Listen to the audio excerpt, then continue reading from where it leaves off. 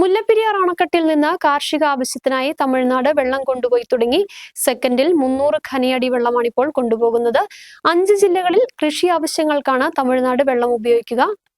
മുല്ലപ്പെരിയാർ അണക്കെട്ടിൽ നിന്നും തമിഴ്നാട് തേനി ജില്ലയിലെ നെൽപ്പാടങ്ങളിലേക്ക് ഒന്നാം കൃഷിക്കായി വെള്ളമെടുത്ത് തുടങ്ങി. തുടർച്ചയായി 5-ാം വർഷവും ജൂൺ 1-ന് തന്നെ അണക്കെട്ടിൽ നിന്നും വെള്ളം കൊണ്ടുപോകുവാൻ കഴിയുന്നത് തമിഴ്നാട് കാർഷിക മേഖലയ്ക്ക് ഗുണം ചെയ്യും. അണക്കെട്ടിൽ നിന്ന് കാർഷിക ആവശ്യത്തിനായി സെക്കൻഡിൽ 300 ഖനിയടി വെള്ളമാണ് കൊണ്ടുപോകുന്നത്. 200 ഖനിയടി വെള്ളം കൃഷിക്കും 100 ഖനിയടി കുടിവെള്ളത്തിനുമാണ് ഉപയോഗിക്കുന്നത്. തേക്കടിയിൽ നടന്ന പ്രത്യേക പൂജകൾക്ക് ശേഷം തേനി ജില്ലാ കളക്ടർ രഞ്ജിത്ത് സിംഗ് ഷട്ടർ തുറന്നു. മുല്ലപ്പെരിയാറിലെ വെള്ളം ഉപയോഗിച്ച് തേനി ജില്ലയിൽ 14,700 ഹെക്ടർ സ്ഥലത്ത് കൃഷി ആരംഭിക്കുന്നതിനായുള്ള മുന്നൊരുക്കങ്ങൾ പൂർത്തിയായതായി ജില്ലാ കളക്ടർ അറിയിച്ചു.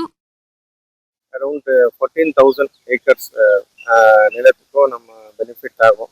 ஸோ என்னோட ரிக்வெஸ்ட் எல்லா ஃபார்மர்ஸ்க்கும் நிறைய அசோசியேஷன்ஸ் அவங்க ரிப்ரஸன்டேஷனில் வந்து அவங்கள்ட்ட இது இருக்குது, இது நம்ம எக்கனாமிக்கலாக யூஸ் பண்ணணும்.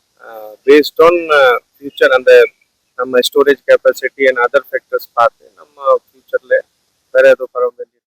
കാലവർഷം ആരംഭിക്കാനിരിക്കെ അണക്കെട്ടിൽ 130.45 അടിയാണ് ഇന്നത്തെ ജലനിരപ്പ്. കഴിഞ്ഞ വർഷം ഇതേ സമയം 114.15 അടിയായിരുന്നു. മുല്ലപ്പെരിയാർ അണക്കെട്ടിലെ വെള്ളം ഉപയോഗിച്ച് തമിഴ്നാട്ടിലെ 5 ജില്ലകളിലാണ് കൃഷി ചെയ്യുന്നത്. ഷട്ടർ തുറക്കുന്നതിനോടനുബന്ധിച്ച് തേനി ജില്ലയിൽ കർഷകരുടെ നേതൃത്വത്തിൽ വലിയ ആഘോഷങ്ങളാണ് സംഘടിപ്പിച്ചത്. 142 അടിയാണ് മുല്ലപ്പെരിയാർ അണക്കെട്ടിലെ ഇപ്പോഴത്തെ അനുവദനീയ സംഭരണശേഷി. ന്യൂസ് ബ്യൂറോ, രാജകുമാരി.